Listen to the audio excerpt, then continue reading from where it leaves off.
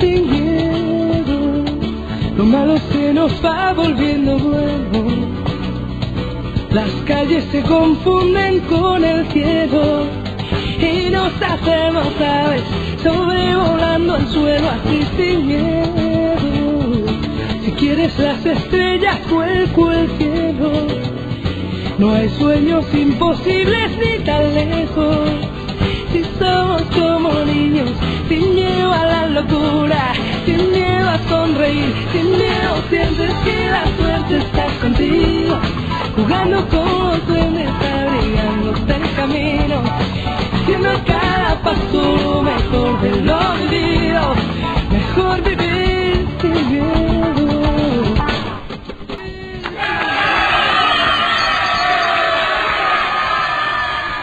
Pilar del Éxito. Hola amigos, acá estamos de regreso aquí en su programa Pilar del Éxito, acá en compañía de nuestro carismático Alberto Pupo. En verdad es maravilloso tenerte presente aquí en el programa. Muchas gracias. Invitamos a nuestros oyentes a escribir sus preguntas por la web en www.lavozdelperufm.com y tratar de las dudas que tengan de algunas cosas que nuestro amigo Pupo ha estado mencionando, consultar, y también si problemas que tienen, miedos que tienen, también consultar también, porque él está a gusto a responderla.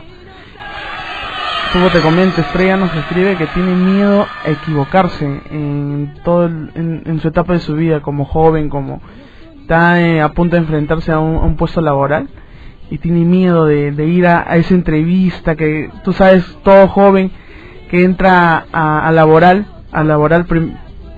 por primera vez, tiene dificultades, tiene miedos. ¿Qué consejo le podrías dar? Bien, Estrella se llama, ¿no? Bien, Estrellita, mira, te voy a dar un consejo. Lo primero tienes que ir con la mente enfocada en que, ¿qué pasa si no consigues el trabajo? ¿Qué pasa después? ¿Qué puede ser? O sea, ¿en qué puede cambiar tu vida si no consigues el trabajo? Lo importante acá es que te enfoques en tus fortalezas, no en tus debilidades. La persona que te va a entrevistar no te conoce.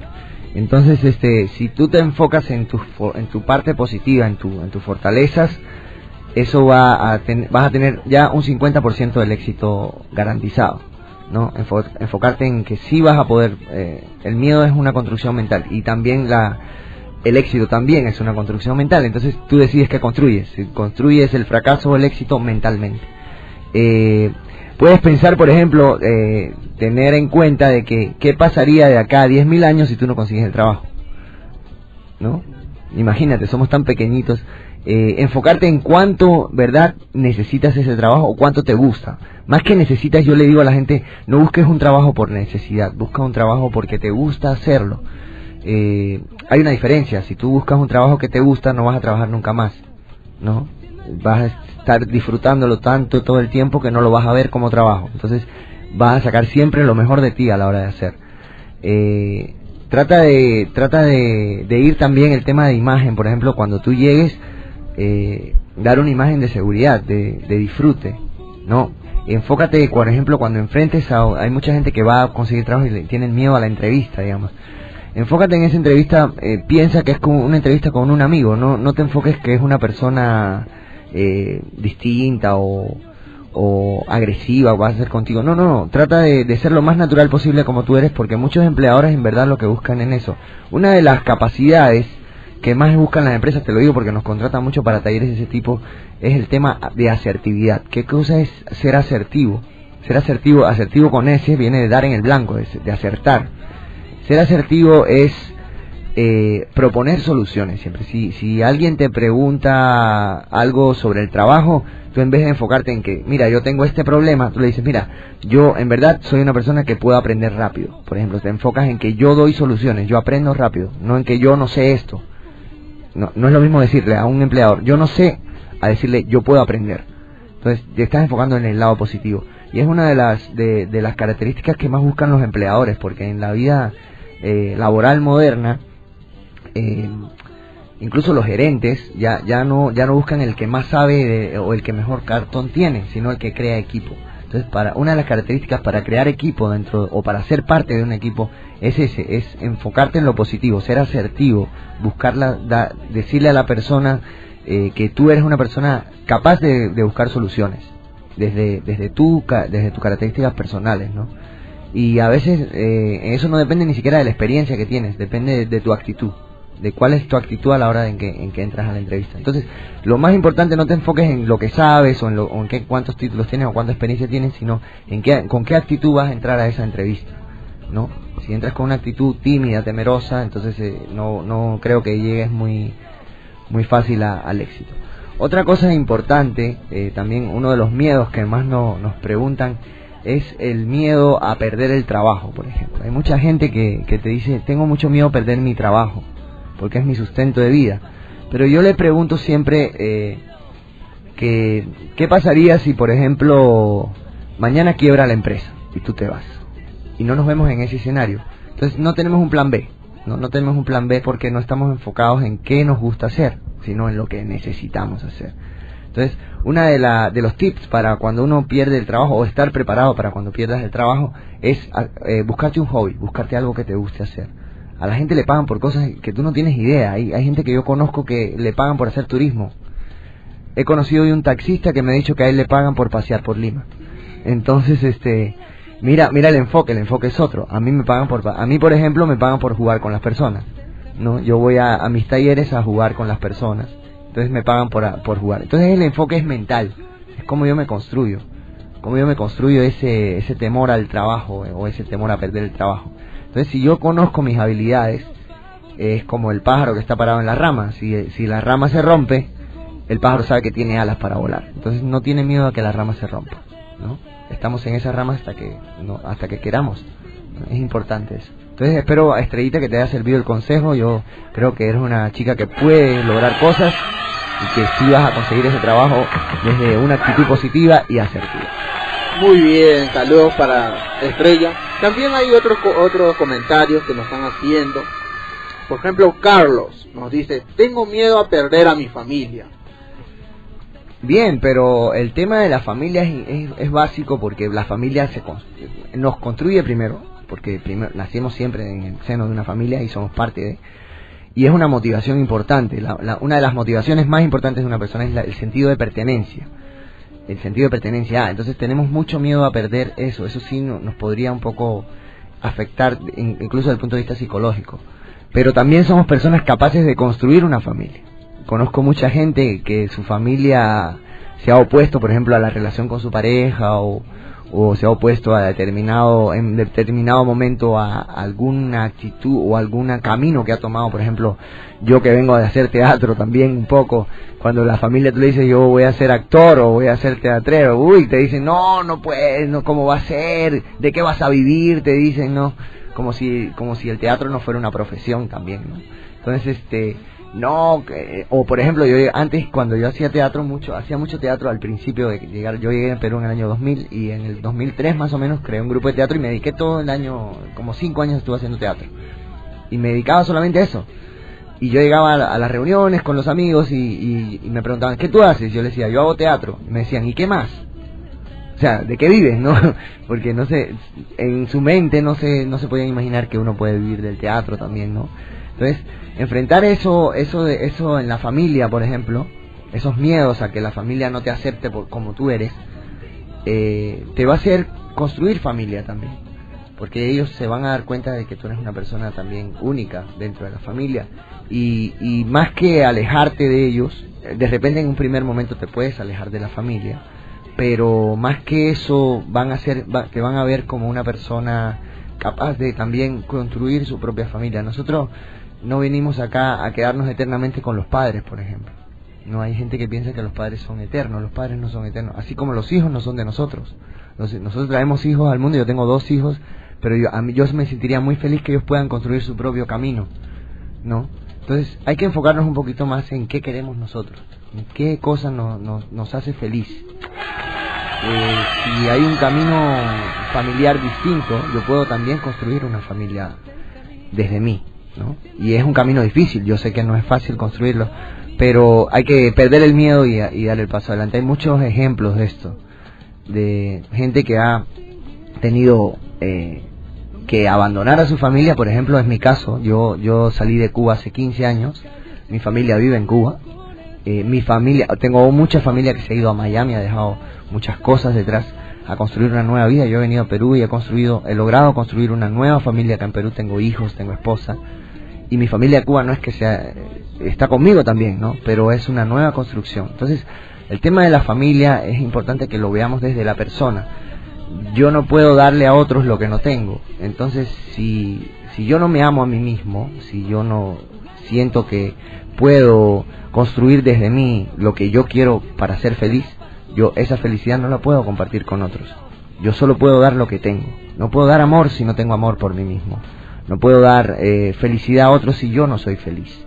Entonces hay que enfocarnos en eso también. Un poco, acá esto del tema entra un poco en que la sociedad lo ve como egoísmo. Un poco de cuando uno empieza a ser feliz por uno mismo y los demás te empiezan a ver siendo feliz.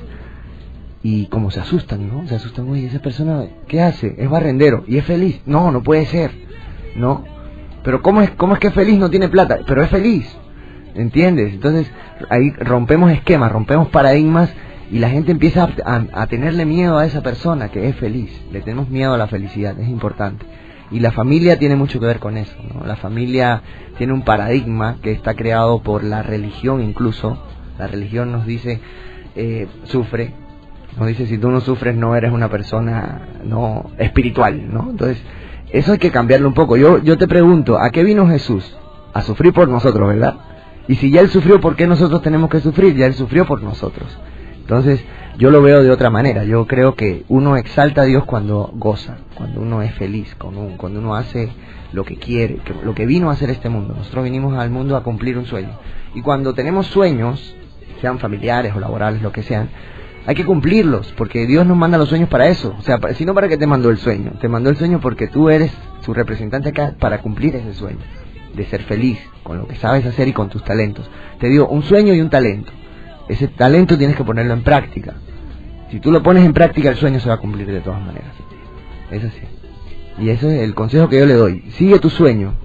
Olvídate de la familia, porque llega un momento en la vida, a los 20 años más o menos, donde ya no necesitamos, ¿verdad? Ya somos adultos y tenemos la suficiente capacidad para crear una familia. Por eso es que nos juntamos con la pareja y empezamos a crear familia, ¿no? Y la familia no se va a ir. La gente piensa que salir de tu zona de confort es perder. Salir de tu zona de confort no es perder. Salir de tu zona de confort es ampliarla. Es tener más capacidad de hacer más cosas, de tener otros espacios de crecimiento, ¿verdad? Qué bien, que me encanta. Muchos también, como algún tiempo yo también en mi niñez, tenía miedo a la muerte. Pero luego vi que, ¿para qué tenerle miedo? Si va a llegar, que llegue. Lo que yo tengo que dedicarme hoy es a vivir el hoy, a gozar el hoy, ¿no? A disfrutar el hoy, con mis amigos, con mi familia, donde esté. Y eso es lo que hago. Y acá Luis nos dice, yo tengo miedo a la muerte. Bien, bueno, la muerte es parte de la vida. O sea, si no hubiera muerte, imagínate cuántas personas habría en el planeta. Estaríamos uno pegados al otro ahí, ¿no? Entonces, la muerte tiene una función también. Pero el tema no es la muerte en sí no es mala. O sea, al contrario, tú lo que tienes que enfocar es cuál ha sido tu aporte a la hora de irte. Siempre, como dice Héctor Lavoe, todo tiene su final, ¿no? Entonces, siempre va a haber un final para todo, pero lo importante es qué has hecho tú antes de ese final. Todos los días cuando tú te levantes, tú tienes que pensar que ese es tu último día, que ese es el día en el cual tú vas a dejar huella en este planeta. Y vas a hacer cosas pequeñitas, de repente simplemente es ayudar a una persona, darle el asiento en el bus, o por ejemplo, no sé, ayudar a alguien a hacer algo. Y lo importante de la muerte es cómo quieres que te recuerden cuando tú no estés. ¿Qué es lo que tú quieres que piensen de ti cuando tú no estés? Si tú te enfocas en ese pensamiento todos los días, vas a lograr enfocarte en que la muerte es un proceso natural por el cual todos vamos a pasar. Y no se trata de buscar la muerte. En ese sentido, la filosofía oriental es mucho más sabia que la filosofía occidental. La filosofía oriental se centra en el momento presente y no en lo que va a pasar en el futuro. Pensamos todo el día pensando, ay, cuando me muera, ay, cuando me muera, ay, cuando me muera, y no pensamos en disfrutar que estamos vivos, ¿no? En el presente, estamos vivos. Entonces, aprovecha que estás vivo. Entonces, hoy disfruta la vida, haz lo que quieres, disfrútalo. Eso no significa que voy a mandarme por el libertinaje de hacer lo que yo quiero y voy a hacer un tarambana por la vida, sino que tengo la responsabilidad de que tengo una vida y tengo una huella que dejar en el planeta antes de irme. Entonces, la muerte igual nos va a tomar por sorpresa siempre. La muerte no te avisa. Incluso a la gente que le detectan un cáncer no sabe qué día va a morir tampoco, ¿no? Tú le dices, hoy tiene, y a ti te dan, yo conozco mucha gente porque he hecho terapias, por ejemplo, con gente que tiene VIH. Hemos hecho risoterapia, por ejemplo, con gente que tiene VIH. Y esa gente sabe que va a morir en algún momento. Y yo les cuento, bueno, tú vas a morir en algún momento, yo también. De repente yo salgo ahora, me atropello una combi y muero antes que tú. Entonces, nadie sabe. Igual, teniendo una enfermedad de ese tipo, tú ni siquiera sabes cuándo vas a morir. Y te enfocas en que me voy a morir, y te deprimes. Y te mueres más rápido, ¿no? Porque te estás muriendo ahora, ¿no?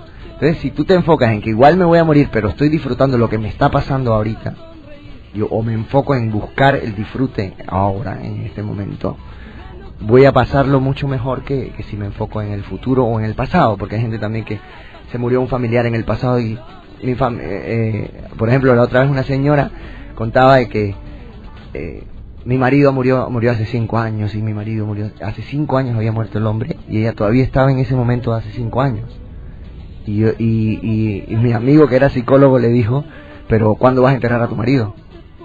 No, porque ha pasado 5 años y todavía lo estás velando en la sala de la casa todavía, ¿no? Entonces, el pasado también, vivimos mucho en el pasado.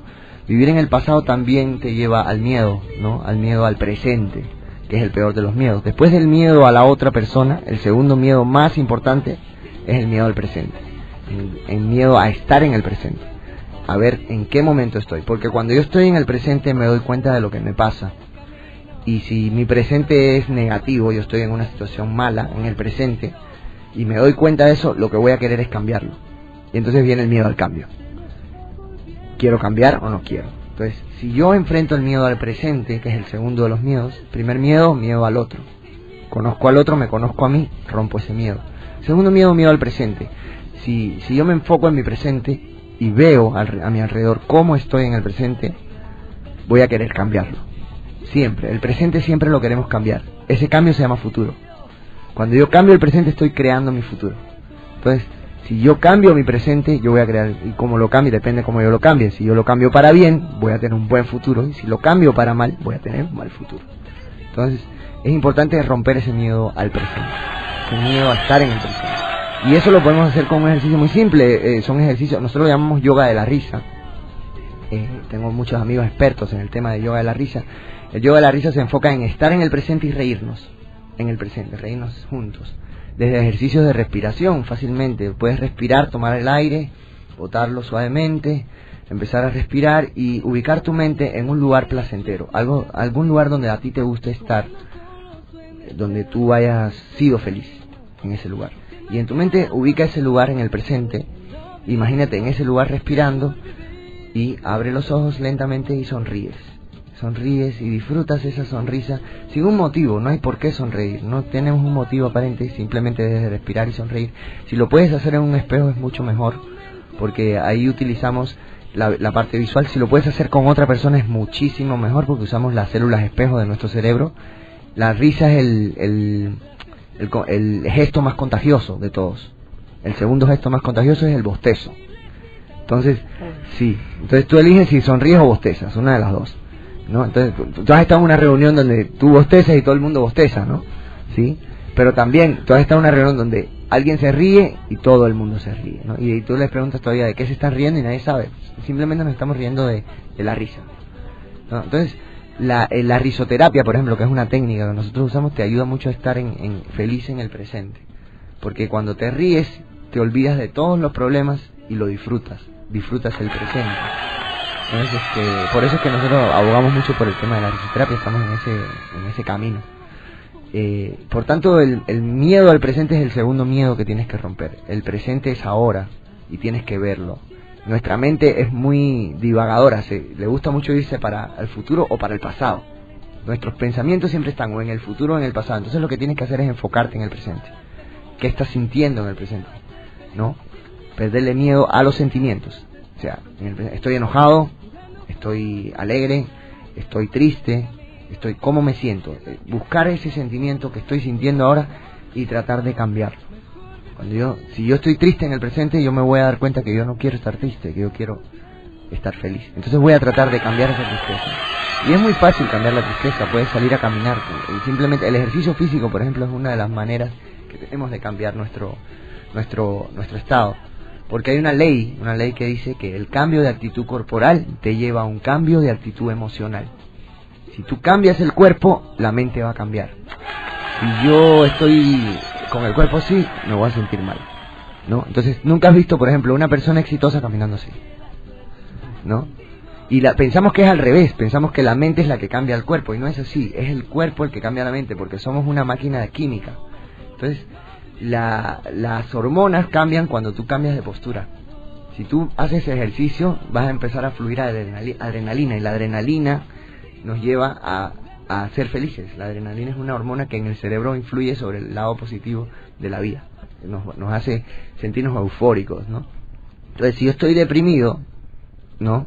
Estoy muy deprimido, yo me pongo a hacer ejercicios o camino, por ejemplo, por eso es que hay gente que, por ejemplo, cuando está molesto sale a caminar. No sé si has visto gente que dice, estoy molesto, voy a salir a caminar un rato. Tú caminas un rato y te baja. ¿Por qué? Porque lo que estás haciendo es generando endorfinas dentro de tu cuerpo que te llevan a cambiar tus pensamientos. Eso es un proceso químico, o sea, no es algo de que así mágico que cambia, no, es un proceso químico que podemos controlar desde nuestro cuerpo. Entonces, la depresión, por ejemplo, es un proceso químico, ¿no? Y se puede convertir en un hábito. El problema es ese, cuando se convierte en hábito ya es una enfermedad, ¿no? Entonces, si yo cambio mis hábitos, yo puedo cambiar eso. Si yo cambio mis hábitos y para eso tengo que conocerme, que fue el primer paso que vimos, ¿no? Si yo no me conozco, ¿no? Entonces yo agredo al otro, hago otras cosas. Pero es importante enfrentar ese miedo al presente, enfocarnos en que el presente tenemos que vivirlo. No podemos seguir viviendo en el pasado o en el futuro. Tenemos que enfocarnos en nuestro presente y solucionar los problemas que En verdad es algo muy cierto, querido amigo. Y David nos escribe, un compañero del instituto, nos escribe, él vive en Lima, actualmente está en Lima, pero su familia está en Pisco. Él está alejado de su familia y dice que cuando está solo se siente triste, que tiene ganas de volver a Pisco, volver a ver a su familia. Y yo me pongo en el lugar de él, lo conozco y sé lo que sucede con él. Y en verdad me ha pasado cuando he viajado a Piura y mi familia estaba acá, mira, acá siendo cerca. Me he estado un mes y medio y me he sentido también separado de ese entorno. Pero he tenido que también tomar la iniciativa de afrontar lo que sucede en ese instante. Pero no sé cómo estará sucediendo contigo, David, pero me gustaría que le des una opinión de tu parte. Sí. David, hay dos tipos de soledades. Está la soledad y la solitud. Son dos, ¿ya? La soledad es cuando te sientes solo y la solitud es cuando estás bien contigo mismo solo, ¿ya? Entonces, ¿cómo podemos cambiar de uno a otro? Es un tema también de acción corporal. La solitud es creativa. Si tú te pones a trabajar en solitud, por ejemplo, los grandes escritores, ¿tú te crees que, por ejemplo, los grandes escritores de novelas así tan importantes como Moby Dick o no sé, grandes hitos de la literatura, o el mismo Mario Vargas Llosa, ¿tú te imaginas a Mario Vargas Llosa escribiendo su novela en un centro comercial rodeado de gente o en el Metropolitano? No puedes, porque no es un lugar creativo. La solitud es creativa. Entonces yo te aconsejo, cuando te vengan esos gorriones, como yo le digo, porque a mí también me han dado, yo vivo, imagínate, 15 años fuera de mi país, lejos de mi familia. Entonces, en los momentos de solitud tienen que ser creativos, de soledad tienen que ser creativos. Y lo otro es, cuando tú sientas la necesidad de buscar a la familia, búscala. O sea, hay muchas maneras de hacerlo, e incluso la tecnología ahorita nos permite mucho eso, el tema de, ahí tenemos Skype, tenemos Facebook, tenemos un montón de herramientas para estar con la familia, y si la necesidad ya es muy grande, tienes que manejar tus tiempos. Tienes que dedicarle un tiempo a la familia. Hay gente, por ejemplo, que se dedica mucho al tema del trabajo. Trabaja, mucho trabaja. Y te dicen, ¿qué es yo, por ejemplo, en los talleres de motivación laboral, yo pregunto, ¿qué es lo más importante en tu vida? Te dicen tus hijos, por ejemplo. ¿No? ¿Cuánto tiempo pasas con tus hijos en el día? Te dicen 1 hora, porque el resto del tiempo están trabajando. Entonces digo, no son tan importantes tus hijos, ¿no? Porque ¿cómo son tan importantes si solo pasas 1 hora con ellos, ¿no? O el fin de semana, ¿no? Entonces estoy en casa, me llevo el trabajo a casa y están ahí, no lo paso con ellos. Entonces lo importante también es manejar tus tiempos, y eso también tiene que ver con la asertividad que ya te hablé antes. Ser asertivo también es saber decir que no a las cosas que no te hacen crecer o las que no necesitas. Si tú necesitas ver a la familia, tienes que hacerte el tiempo y ir a verla, o ellos, por ejemplo, venir a ti también, porque también hay familias y familias, ¿no? Hay gente que tú dices, no, mi familia, pero en verdad no te aportan nada. Yo tengo ese concepto también. Hay muchos amigos míos, peruanos, que son mi familia. Son la familia que yo escogí. La familia a veces no la escogemos, nunca la escogemos la familia, porque nosotros llegamos y ahí están. Pero a veces podemos escoger familia también. Y ese espacio emocional que tú necesitas para familia puede ser llenado también a veces con amigos cercanos, que podemos considerar hasta hermanos a veces. Pero es importante que tengas prioridades. ¿Cuál es tu prioridad? Si tú quieres ver a la familia, dedícale un tiempo a ellos, dedícale un tiempo al tema familiar. Y es muy importante, el tema familiar es muy importante porque nos construye desde adentro. Es lo que hablamos antes, el tema de... Un tema, por ejemplo, interesante que me ha pasado en los últimos talleres que he tenido, y que tiene que ver con lo de la muerte que vimos antes, es el tema de trascendencia, ¿no? Entonces, por ejemplo, en mis últimos talleres a mí me preocupaba algo, porque hace mucho tiempo uno preguntaba, por ejemplo, en el siglo XIX uno preguntaba en Perú, levante la mano los que darían la vida por el Perú, y todo el mundo levantaba la mano, porque vamos a defender la patria. Yo últimamente pregunto en mis talleres quiénes darían la vida por el Perú, y levanta la mano el 10% del salón, ¿no? Sin embargo, pregunto, ¿quiénes darían la vida por su familia? Y todos levantan la mano, ¿no? Entonces, ¿dónde está nuestra trascendencia? Nuestra trascendencia ya no está en nuestro país, porque vivimos en un mundo globalizado. La gente se puede ir donde quiera y ser feliz donde quiera. Antes teníamos fronteras, ¿no?, que nos limitaban. Ahora la motivación de la trascendencia está en la familia. Por eso es tan importante el tema de la familia. Y es importante que tengamos en cuenta que esa motivación nos lleva al éxito también. Yo le digo a la gente que, por ejemplo, mis coaches son mis hijos, porque ellos me hacen ser mejor cada día, sin hacer nada. Ellos están ahí, y la pregunta más difícil para mí es cuando llego a mi casa y mi papá me dijo, papá, ¿qué has hecho hoy? Porque eso me lleva a un sentido de trascendencia. Yo digo, bueno, ¿qué he hecho hoy para que el mundo que yo deje sea mejor para él, ¿no? Entonces es importante que nos enfoquemos en eso. El sentido de trascendencia nos hace también perder el miedo tanto a la muerte y tanto el miedo a estar solos, porque cuando yo estoy solo y creando, estoy mejorando mi sentido de trascendencia.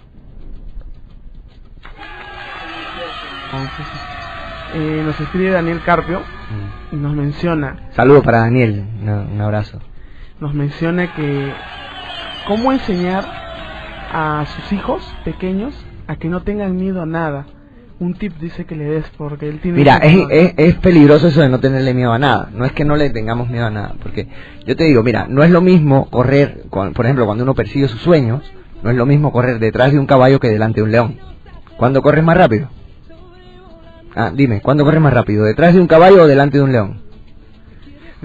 Delante de un león. Y lo que nos hace ir más rápido es el miedo, justamente. Obvio.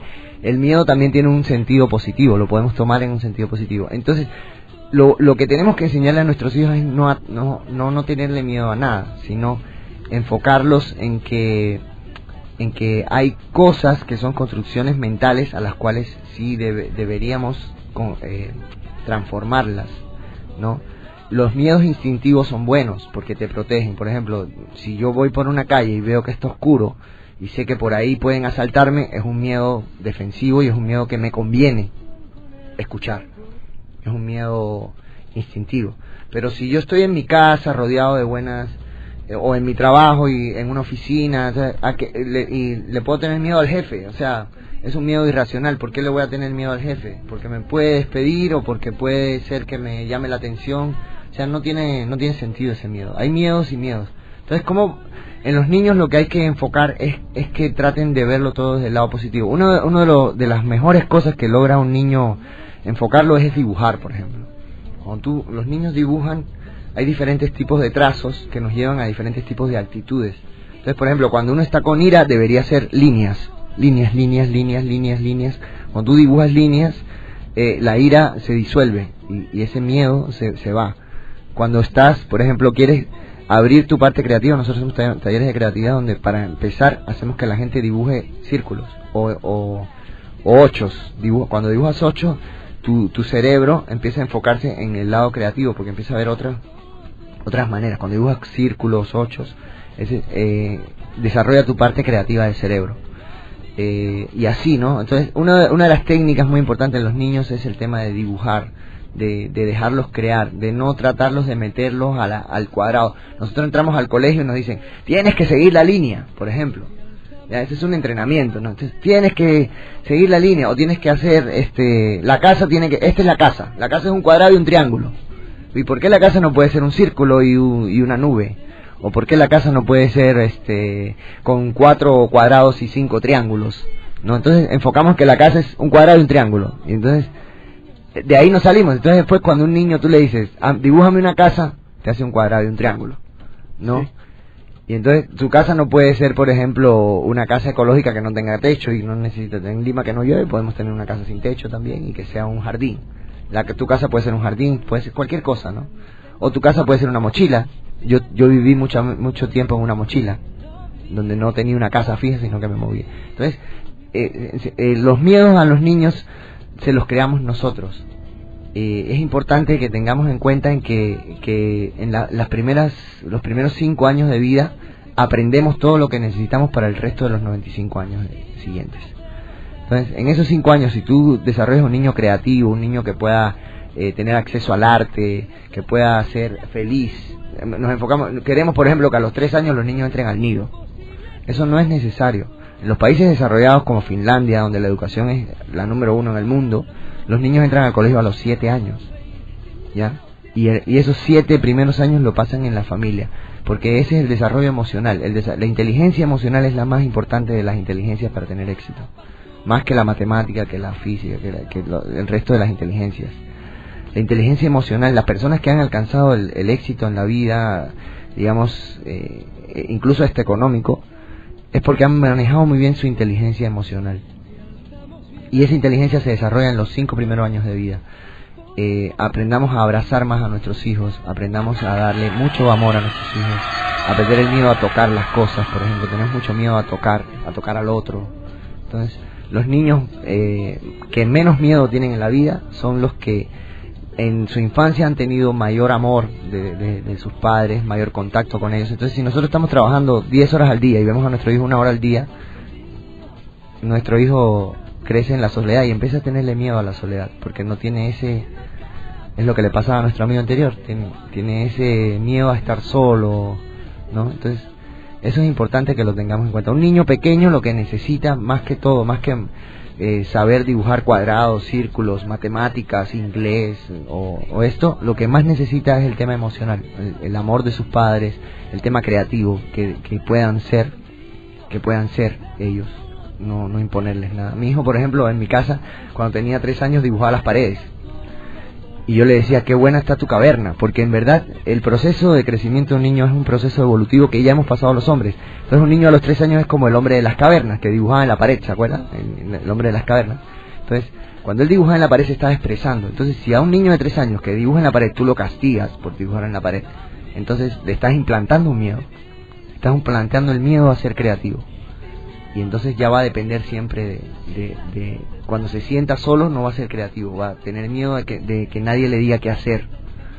Entonces, importante, la creatividad es muy importante para enfrentar los miedos. Cuán importante es la familia, ¿no? Desde los primeros años, los primeros días en la familia, el amor, el cariño que ellos nos den, toda esa va a ser nuestra fortaleza para el futuro, ¿no? Y yo no sabía que en otros países a los 7 años, o sea, hasta los 7 años no van al colegio y se enfocan más en la familia. Tenemos un taller que se llama Coaching Educativo, que es para profesores. Lo hemos hecho acá con Jorge Ferreto, que estuvo ayer, creo. lo hemos hecho acá para profesores, y en el taller de coaching educativo que nosotros dictamos tiene mucho de esto, de cómo se desarrolla la educación en estos países, y por eso es que ellos son los primeros. En la educación, por ejemplo, en Finlandia, se basa en la confianza, y eso es fundamental para vencer nuestros miedos. Los miedos están basados en la falta de confianza en nosotros mismos. Entonces, la educación en Finlandia se basa en la confianza en que los niños pueden hacer las cosas, no en que no saben. Entonces, por ejemplo, la educación acá en Latinoamérica, sobre todo, está enfocada en que el profesor es el que sabe y los alumnos no saben nada. Entonces, ¿cómo cambiamos eso? Si pasamos la pelota y nos convertimos en socios de aprendizaje, que es lo que nosotros hacemos en los talleres. En los talleres nosotros le decimos a nuestros alumnos es que ellos, todos los cerebros juntos, saben más que un solo cerebro. No es posible que el profesor sepa más que todos los alumnos juntos.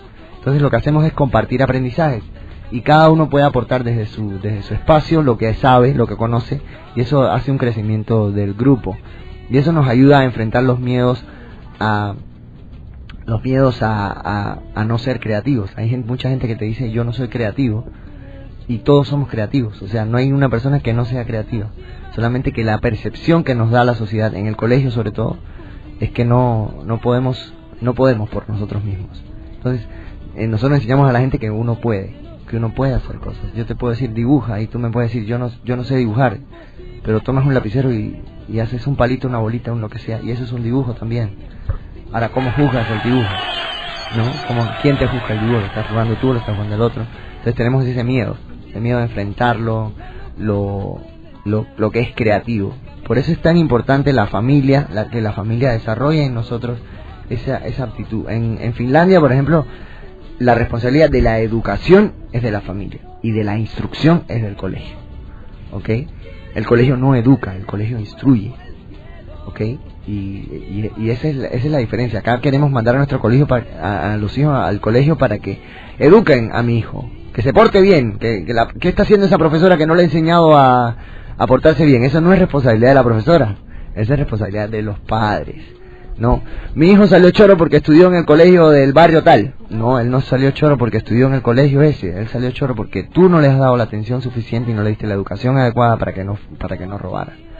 Si hay un delincuente, la culpa es de los padres, nunca es de la sociedad. No es del otro. No, le diste suficiente, porque no le damos tiempo a nuestros hijos, y entonces nuestro hijo se busca una pandilla y se va a la pandilla, y ahí es donde aprende. ¿Y por qué? ¿De quién es la responsabilidad? Del padre. El padre no le dio el tiempo suficiente para desarrollar una persona con valores. Entonces, los valores no se aprenden en la escuela, ni en el trabajo, ni en la calle. Se aprenden en casa. Y cuando en la casa faltan esos valores, siempre faltarán en la persona. Es así.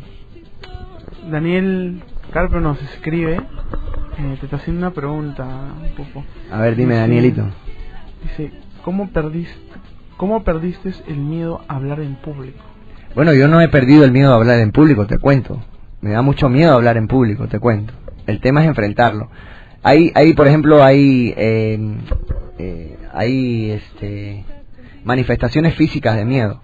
Cuando uno habla en público, por ejemplo, a mí en particular, cuando empiezo, ahorita puedes tocar mi mano, por ejemplo, toca mi mano. ¿Está frío o no?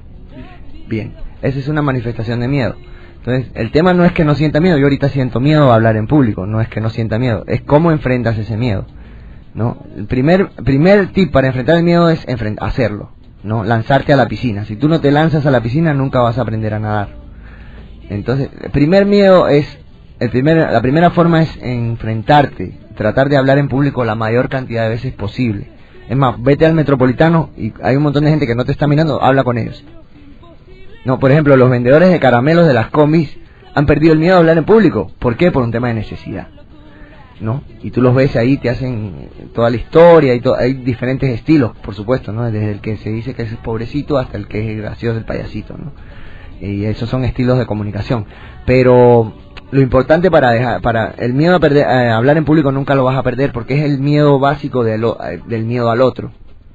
El primer miedo que te hablé, que es el más fuerte, es el miedo al otro.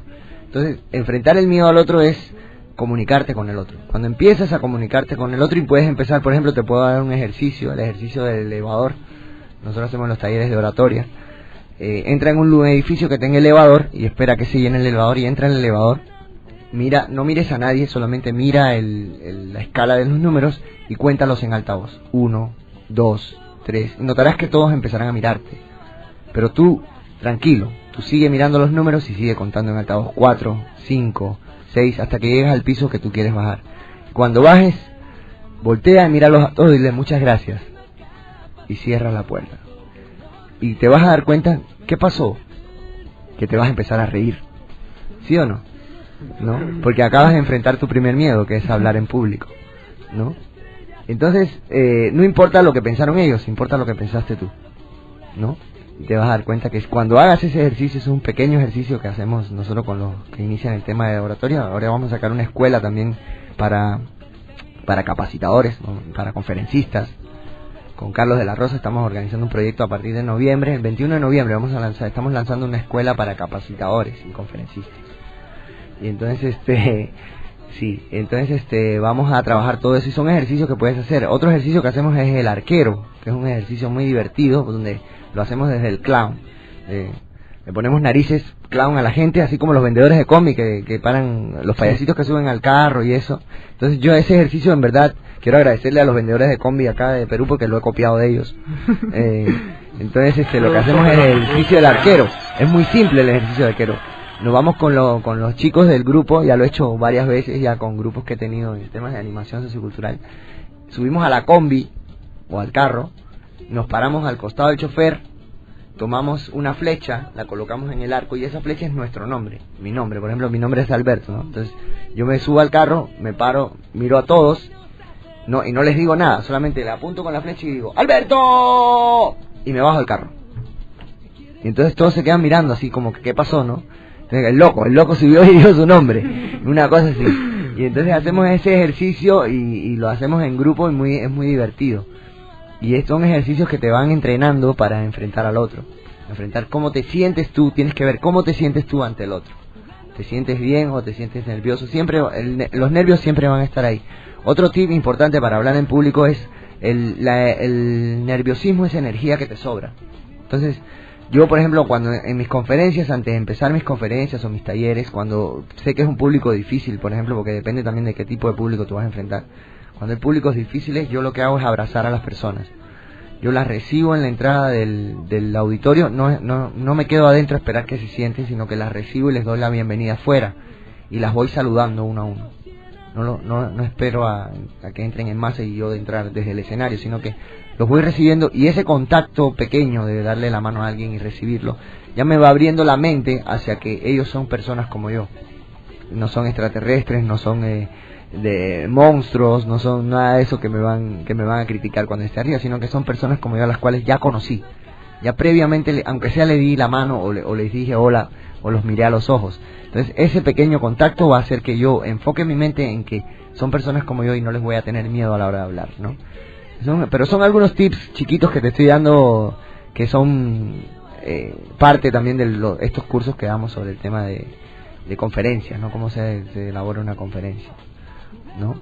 Abrazar, por ejemplo, a una persona muy fuerte antes de empezar. Por ejemplo, cuando no tienes la posibilidad de hacer eso, de recibir a las personas en la entrada, sino que estás en el escenario, antes de salir a escena, yo he estado frente a, por ejemplo, 1200 personas. Y antes de salir a escena lo que hacía era a mi asistente o alguien que estaba ahí conmigo, la abrazaba muy fuerte, botaba toda la energía que podía, muy fuerte, lo abrazas y entras a escena relajado ya entras sin esa energía que te sobra, que ese es el nerviosismo, ¿no? Y entras a hablar, ¿no? Pero eso es, el nerviosismo, hablar en público es más que todo energía sobrante y hay que saber manejar esa energía y para eso hay técnicas también. Bueno, Daniel te da las gracias, dice muchas gracias, un fuerte abrazo a todos en el panel, sigan adelante, felicitaciones. Muchas gracias, Daniel, muy querido Daniel. Muchas gracias, Daniela. En verdad esta es la última pregunta, Popo, del programa. Antes David nos mencionaba del problema que tenía miedo porque su familia está lejos, está en Pisco, y nos está comentando por Roche, su amiga no quiere hablar por la web, pero como su amigo es intermediario, se acaba de mencionar, la señorita Leslie nos menciona que tiene a su novio, ella tiene un bebé, Ya. Pero su novio estaba viviendo lejos por trabajo. Ya. Y ella los extraña mucho a su pareja y su pareja, a los dos acá en Perú. Y bueno, tiene ese miedo, como están lejos, hay ese miedo de que no tienen la confianza en sí, pero claro, no hay la suficiente confianza para decir, bueno, él está lejos, yo estoy acá, ¿no? Amor de lejos, amor de cuatro, ¿no? Así empezamos a pensar, ¿no? Esos miedos que se nos meten, esas ideitas que se nos meten. Eso es un tema de confianza. Entonces, mi consejo sería que traten de estar juntos. O sea, si es que tienen un proyecto de vida juntos, hay un hijo, no sé, se aman, todo el rollo, lo ideal sería que se sacrifiquen los dos. Cuando hablo de sacrificio, estoy hablando de sacrificar otras cosas que de repente no son tan importantes. ¿Qué es lo más importante para él? Es ese trabajo. O sea, en verdad pensar, ese trabajo me da lo suficiente como para que yo esté lejos de la familia, o sea, ¿vale la pena eso? O normal, o sea, es más importante el trabajo que la familia. Porque hay muchas maneras de solucionar ese tema. Eso va a depender de qué quieran ellos dos hacer, de cuál es el objetivo final que están construyendo. Yo en mis talleres de motivación, yo no le pregunto a la gente qué quiere, yo le pregunto a la gente qué estás construyendo, que es diferente. O sea, no, una cosa es lo que yo quiero para mí y la otra es qué cosa construyo, porque cuando tú te enfocas en qué estás construyendo, ahí está tu sentido de trascendencia. Entonces, en la familia igual. O sea, a veces hay gente que me dice, bueno, yo trabajo en provincia, no sé, y mi familia, mi esposa y mi hijo están allá en, no sé, en Lima, o en la minería, por ejemplo. Cuando hacemos talleres para minería es muy importante porque la familia queda relegada a segundo plano. Ellos tienen que estar 20 días o 30 días lejos de la familia y solo vienen y lo ven 2 días. Entonces, otra cosa también es crear tiempo de calidad. Si te toca hacer estar lejos porque, bueno, quieres crearte un futuro económico para poder comprar, la gente, sobre todo la gente que trabaja en minería, trabaja ahí por plata, o sea, porque ahí te pagan bien y tú dices, este trabajo es para 5 años y dentro de 5 años voy a tener dinero y voy a poner mi negocio, voy a hacer otra cosa. Pero si tu enfoque es más la familia y no tienes esa meta o ese desarrollo que te va a dar ese trabajo y vas a estar lejos de la familia sufriendo, una de las cosas que pensamos es que el trabajo hay que sufrirlo, que un trabajo hay que sufrir, y eso no es cierto. O sea, ese paradigma es impuesto por la sociedad. El trabajo, nosotros no vinimos a sufrir, ¿no? Incluso el trabajo se compara con castigo, ¿no? Dios, ¿por qué botó a Adán y Eva del paraíso? Los castigó, vayan a trabajar, ¿no? Entonces lo asociamos con un castigo del trabajo. Sin embargo, si es más importante la familia, deberíamos buscar soluciones para estar cerca, ¿no? Entonces, a futuro yo le aconsejo a esta chica que si es tan importante esa relación y el hijo y todo lo que tienen, que traten de estar cerca. Hay muchas maneras de hacerlo. Yo lo he logrado incluso. Mira, yo te cuento que yo antes me pasaba esto, yo antes trabajaba para otros, ahora trabajo con otros, es diferente, ¿no? ¿Y cómo lo hago? Yo estoy todo el día en la casa, estoy con mis hijos en la casa, claro, hay momentos en que salgo a trabajar, pero la mayoría del tiempo estoy en la casa y he logrado conseguir un trabajo, claro, con tiempo, eso es con el tiempo, donde yo puedo compartir con la familia y también estar presente en la casa y también hacer lo que me gusta y trabajar. Pero la solución depende de la creatividad que tú tengas. Por eso es tan importante que cuando niño te trabajes mucho el tema de la creatividad para enfrentar los miedos, ¿no? Entonces, tratemos de que tu pareja busque un trabajo acá en Lima, porque ahora estamos muy bien y hay mucho trabajo en muchas cosas. Entonces, buscar un trabajo de que le permita a él estar cerca de ti, o en un último caso, pierde el miedo a dejar la gran capital y vete a trabajar, a vivir con él donde él está trabajando. Porque ese es otro paradigma también, ¿no? ¿Por qué me voy a ir a provincia? Porque acá estoy en Lima. Estoy pasándola mal en Lima, muchos inmigrantes que vienen a Lima supuestamente al sueño limeño y la pasan muy mal acá, pudiendo estar mejor en sus lugares de origen. Entonces es importante perderle el miedo a todos esos paradigmas que tenemos y empezar a cambiar, a buscar el cambio para ser felices. Muchas gracias, Alberto, por toda la enseñanza que nos ha transmitido a mí y a nuestros oyentes, y en verdad agradezco tu presencia el día de hoy en el programa Pilar del Éxito. Sé que nuestros amados oyentes han aprendido muchas cosas de este tema que es muy particular en nuestra vida, el miedo. Y bueno, te agradezco por haber venido, Alberto. Te agradezco mucho y saludo a nuestros oyentes. Bueno, muchas gracias por la invitación, más bien a ti, a John. quería un último mensaje sobre el tema del miedo. El miedo, si no lo enfrentas, no lo vences. Por tanto, perdámosle el miedo al miedo. Con eso quería terminar. Wow, qué enseñanza, ¿no? Hay que perder el miedo al miedo, que es algo que siempre nos está atajando hacia adelante. Muchas gracias, queridos oyentes del Pilar del Éxito. Nos encontramos todos los sábados y domingos en www.lavozdelperufm.com de 5 a 6 de la tarde, aquí en su programa Pilar del Éxito.